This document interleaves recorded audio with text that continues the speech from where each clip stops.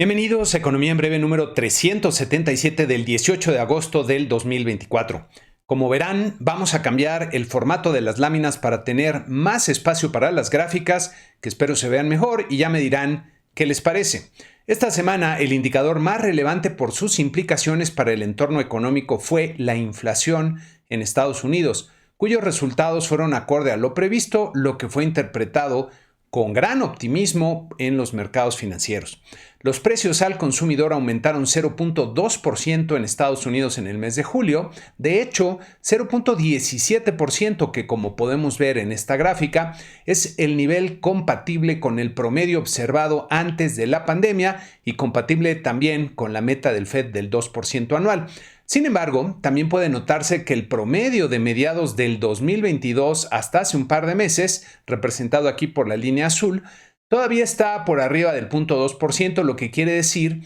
que la inflación está en niveles bajos y compatibles con la meta, pero aún no se ha estabilizado alrededor de este nivel. En esta otra lámina podemos comparar el resultado de julio de este año contra los meses de julio de años anteriores, notando que fue un buen resultado ante la volatilidad que presenta la inflación en este mes del año. Excluyendo los componentes más volátiles de alimentos y energía, el llamado núcleo de la inflación también presentó una buena lectura en julio de 0.2% en línea con lo esperado y con un nivel que es compatible con la meta del Fed, aunque al igual que en el caso de la inflación general, todavía tendría que registrar, diría, un par de meses más con lecturas bajas para pensar que ya está estabilizándose en esos niveles bajos. Como podemos ver en esta siguiente gráfica, el resultado de julio de este año fue el más bajo registrado para un mes similar en los últimos 5 años, lo que desde luego es una buena noticia. Si vemos el desempeño a tasa anual tanto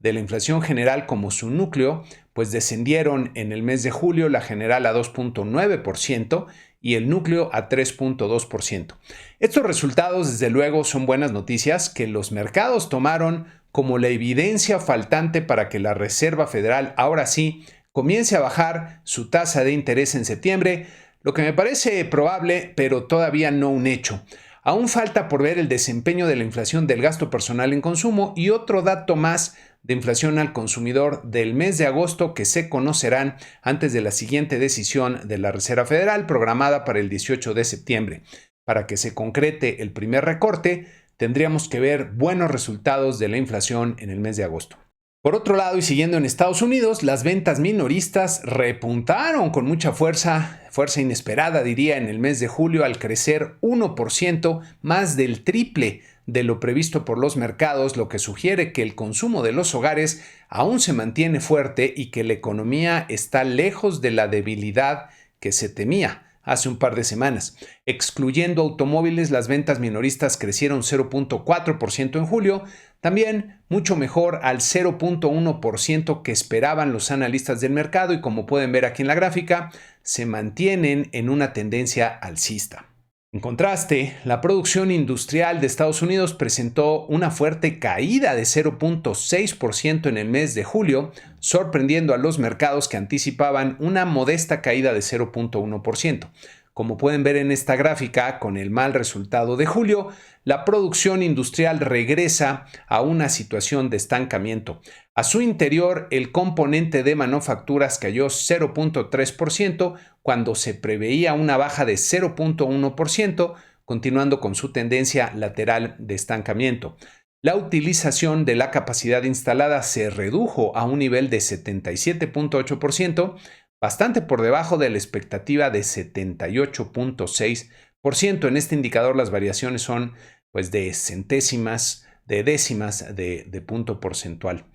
Pasando a México, el indicador oportuno del consumo privado presentó malas noticias para los meses de junio y julio, ya que, como ven en este cuadro del INEGI, para ambos meses se anticipa una contracción de 0.1% en el escenario central de cada ejercicio. Recordemos que los llamados indicadores oportunos son estadísticas experimentales que tratan de anticipar por algunas semanas los indicadores auténticos, y no es extraño que los datos verdaderos presenten resultados muy diferentes a estos estimados. En esta gráfica podemos ver la evolución que tendría el consumo privado interior de validarse los pronósticos del indicador oportuno con un debilitamiento importante respecto al nivel que alcanzara en marzo pasado. Esta debilidad en el consumo resulta preocupante porque va a contrapelo de lo que se esperaba, con el gasto público desbordado por las elecciones. Al parecer, el promedio de los hogares no se encuentra tan boyante como para mantener un buen nivel en su consumo, y esto apunta a una economía debilitándose. En el entorno político, el Tribunal Federal Electoral desechó todas las impugnaciones presentadas por los partidos de oposición y otorgó la constancia que acredita a Claudia Sheinbaum como presidenta electa, presidenta con A, como ella dice. En su discurso, Sheinbaum interpreta el mandato que recibe del pueblo para seguir construyendo un México libre, de bienestar, un México de derechos en paz, fraterno, independiente, soberano, democrático y justo. Dijo que la cuarta transformación por la que votaron mayoritariamente las y los mexicanos es la que concibe como derechos y no como privilegios la educación, el acceso a la salud, la alimentación saludable, la vivienda digna, el salario justo, la pensión suficiente, es decir, eligieron un estado de bienestar desde la cuna hasta la tumba. El problema no es lo que quiere la mayoría que votó por ellos, el problema es cómo hacer realidad todos esos derechos, o dicho de otra forma, cómo financiarlos. López Obrador tuvo la fortuna de encontrar un montón de recursos en las arcas públicas, mismos que ya se gastó, y está heredando una situación, diría, al borde del desastre, aunque todavía no se ve, en las finanzas públicas, y el gobierno de Sheinbaum se enfrentará muy pronto a una realidad económica muy complicada. Al hablar de un México en paz, reiteró que no regresará a la guerra contra el narco. Ya veremos cómo evoluciona el tema de la intromisión del narcotráfico en la vida política del país con lo que ocurre en Estados Unidos en el juicio que le harán al Mayo Zambada. Me parece que la llamada luna de miel, los primeros meses como presidenta antes de que estallen los primeros problemas serios, pues será muy breve. En otro evento por demás ilustrativo del deterioro del Estado de Derecho en el país, la Fiscalía Anticorrupción del Estado de Chihuahua trató de detener al exgobernador panista Javier Corral en un restaurante de la Ciudad de México, ya que está acusado de corrupción por desviar 98 millones de pesos. El encargado de la Fiscalía Capitalina, el controversial Ulises Lara, evitó la detención pese a que, de acuerdo con lo que refieren los medios, los agentes tenían las órdenes en orden. Acto seguido, la presidenta electa sale a darle su respaldo, al igual que el presidente López, argumentando que es una persecución política. Hay que recordar que a Corral lo señalaron como uno de los políticos corruptos del PAN, pero ahora ya está en la 4T. El problema y lo terrible del asunto es que ellos se erigen como jueces para determinar si un proceso judicial es correcto o no, si alguien es inocente o culpable, con una aplicación selectiva de la justicia que se ha visto en repetidas ocasiones. En fin, en el entorno global se presentó un evento inesperado con la sorpresiva incursión del ejército ucraniano en la región rusa de Kursk,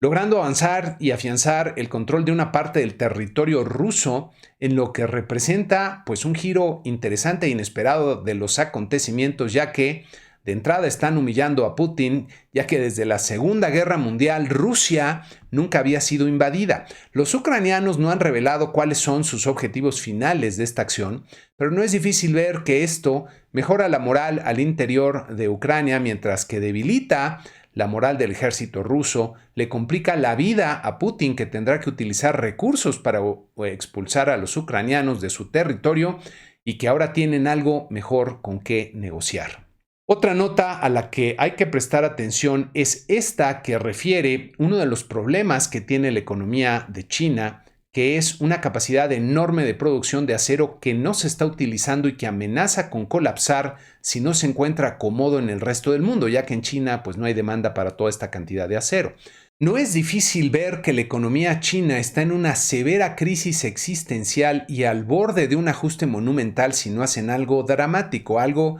que parece escapar a su capacidad de visión. China es el mayor productor de acero del mundo, aportando más de la mitad del total, como ven en esta gráfica de Bloomberg. Esta capacidad se construyó durante los periodos de gran bonanza económica de China, cuando mucha gente se admiraba del milagro producido por la economía fuertemente centralizada de este país, pero ahora se están comenzando a ver las fallas y problemas estructurales de ese, entre comillas, modelo. Durante el periodo de expansión acelerada, China se benefició de flujos de inversión extranjera del resto del mundo que les permitió a los líderes del Partido Comunista tomar muchas decisiones para impulsar aún más el crecimiento. Decisiones que tal vez parecían correctas, como por ejemplo embarcarse en la construcción de grandes obras de infraestructura y de millones de viviendas. Para ese boom se requería mucho acero y la decisión de ampliar fuertemente la capacidad de producción de acero parecía, entre comillas, razonable.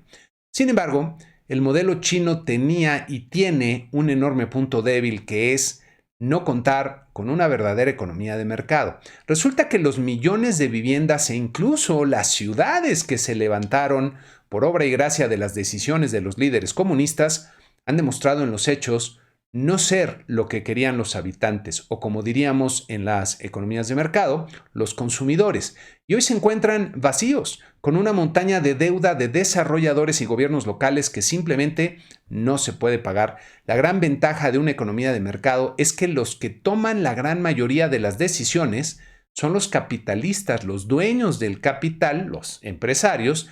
y si se emplean esos recursos para producir algo que la sociedad, es decir, los consumidores, no quieren, entonces ellos van a la quiebra y dejan de tomar esas malas decisiones, con lo que la sociedad evita el despilfarro de los recursos y de alguna forma se asegura que se produce lo que se necesita y se quiere. El problema de la China actual es que se ha quedado sin el impulso de la construcción masiva de viviendas y de infraestructura, y con una montaña de deudas que hacen insostenible mantener estas empresas. En términos económicos, si el mercado de China y lo que pueden exportar de forma leal, entre comillas, al mundo son, digamos, 500 millones de toneladas de acero y tienen fábricas para producir 1,000 millones de toneladas, entonces tienen que cerrar la mitad de sus fábricas que no son viables bajo estas condiciones. Este es un ejemplo de un fuerte desbalance o desequilibrio, como decimos los economistas, que tiene que corregirse de alguna forma, ya que la realidad siempre termina imponiéndose. A esto hay que agregar las fricciones que China se ha conseguido con el mundo por varios motivos que se están traduciendo en barreras a sus productos, lo que los pone en una situación muy difícil y desafortunada en la que tendrán que tomar decisiones fuertes de algún tipo. Miren, una verdad fundamental que no siempre se entiende es que a todos los pueblos del mundo les conviene cooperar de forma libre y voluntaria, y para eso se tienen que construir acuerdos e instituciones para favorecer y asegurar esa cooperación. Algo que me parece podría ser China, pero que seguramente está fuera del campo de visión de sus líderes, sería, por ejemplo, declarar al mundo sus intenciones abiertas de mayor cooperación, abandonando las intenciones expansionistas por medio de la fuerza y demostrándolo con acciones contundentes como reconocer la independencia de Taiwán y haciendo reformas en sus instituciones, como por ejemplo poner a las leyes por encima del Partido Comunista y no como están ahora debajo de él. Entiendo que estas condiciones pues parecen impensables y habrá un montón de críticos y gente que piensa muy diferente porque nuestra naturaleza humana desea de forma instintiva el control, pero los que de verdad quieran ver, ahí está la evidencia y la explicación. Los mercados accionarios, pasando a otro tema, tuvieron una semana espectacular con ganancias importantes generalizadas como vemos en nuestra tabla acostumbrada y con nuestro promedio de 10 mercados subiendo 3.7%. En esta siguiente gráfica podemos ver el promedio de los 10 índices del 2023 a la fecha y llama la atención el comportamiento observado en agosto con una dramática caída y luego una notable recuperación. La caída se propicia por una decisión inesperada del Banco Central de Japón aunada a unos datos que no alimentaban la narrativa imperante en Estados Unidos, generando momentos de gran nerviosismo, por no decir de pánico. Luego, algunos ajustes en los comentarios del Banco de Japón y nuevos indicadores reactivaron la narrativa prevaleciente y los mercados regresaron rápidamente a los niveles que tenían. Este episodio creo que debe servirnos para ver lo sensibles, por no decir frágiles, que pueden estar los mercados ante las decisiones de las autoridades monetarias o los resultados inesperados en indicadores clave. Nuestra Bolsa Mexicana de Valores registró una ganancia semanal de 1.9% para terminar en las 54.084 unidades. Nuestro tipo de cambio presentó algunos altibajos, pero terminó descendiendo para terminar la semana en 18.64 pesos por dólar. Para la semana que inicia tendremos un montón de información económica relevante. En México comenzamos desde el lunes con el indicador oportuno de la actividad económica del mes de julio. Seguimos el martes con las ventas comerciales de julio y la encuesta quincenal de Citibanamex. El jueves será un día repleto de información con las cifras desagregadas del PIB del segundo trimestre del año, el IGAE del mes de junio, la inflación de la primera quincena de agosto y las minutas de la última reunión de política monetaria de Banco de México. Terminaremos el viernes con las cifras de la balanza de pagos del segundo trimestre. En Estados Unidos tendremos las minutas también de política monetaria de la Reserva Federal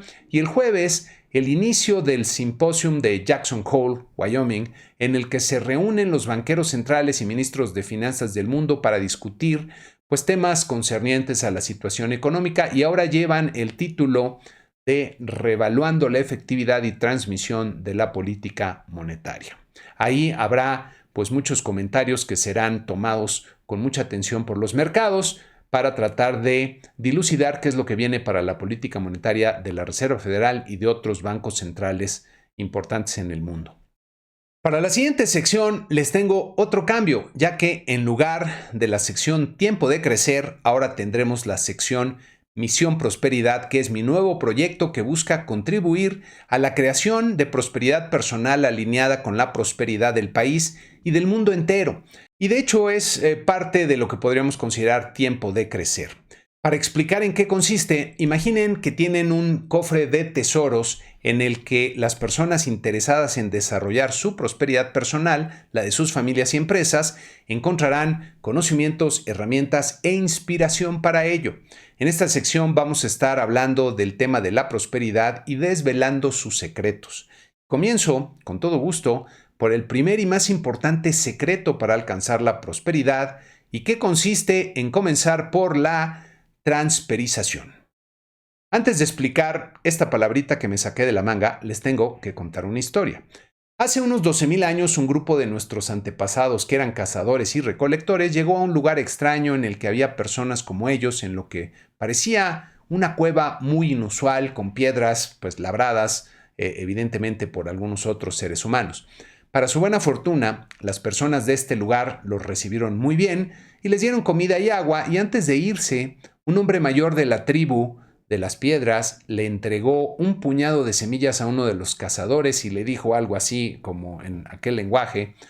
tomar semillas, sembrar semillas, crecer árboles, árboles, crecer frutas, frutas, quitar hambre. El cazador y su grupo entendieron gran parte del mensaje, pero una de las palabras era desconocida para ellos y preguntaron: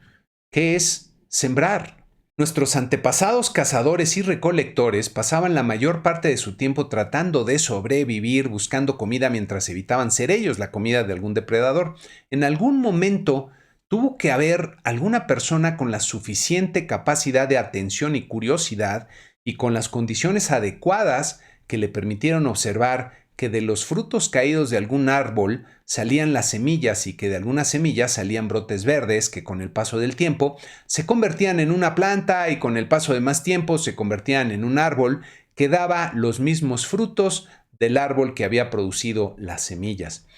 En un momento de iluminación comprendió que las semillas se convertían en árboles que daban frutas y en un momento de inspiración se le ocurrió que podría tomar las semillas para plantarlas en la tierra, para sembrarlas, y ahí donde las sembraba saldrían árboles que darían frutas. Lo que para nosotros es un conocimiento trivial, para nuestros antepasados fue un gran secreto que se desveló de forma casi milagrosa. Imagínense que esta persona que había visto el milagro de la siembra y la transformación de las semillas en plantas y luego en árboles, trataba de explicarle en unos pocos minutos a estos cazadores que nunca habían visto el proceso, que sembrar es plantar las semillas en la tierra para que se conviertan en árboles frutales. Muy probablemente los cazadores hubieran agradecido el regalo, pero sin creer una palabra de lo que les habían dicho. Lo que cada uno de nosotros ha visto y aprendido nos coloca en una posición especial en la que el conocimiento nos permite ver lo que las personas sin ese conocimiento simplemente no pueden. Para recibir el conocimiento de cualquier tema se requiere tener la paciencia suficiente para dedicar el tiempo suficiente a comprender. Así que no me pidan que en los pocos minutos que dure este espacio les transmita todo lo que he encontrado sobre este secreto, pero ya lo iremos viendo poco a poco para que los que estén interesados y quieran abrir sus mentes lo puedan ver también. Por cierto, uno de los elementos de Misión Prosperidad es la realización de webinars de temas relevantes a precios accesibles hasta para estudiantes, y el siguiente que vamos a tener es este de Finanzas con Propósito, en el que vamos a platicar sobre los fundamentos más importantes para entender las finanzas y tomar decisiones inteligentes, que por cierto, va más allá de las finanzas, ya que hay temas de neurociencias que son fundamentales y que muchos financieros no conocen. Si están interesados en asistir, mándenme un correo para apartar su lugar. Y con esto terminamos este programa número 377 de Economía en Breve. Muchas gracias y que tengan una excelente semana.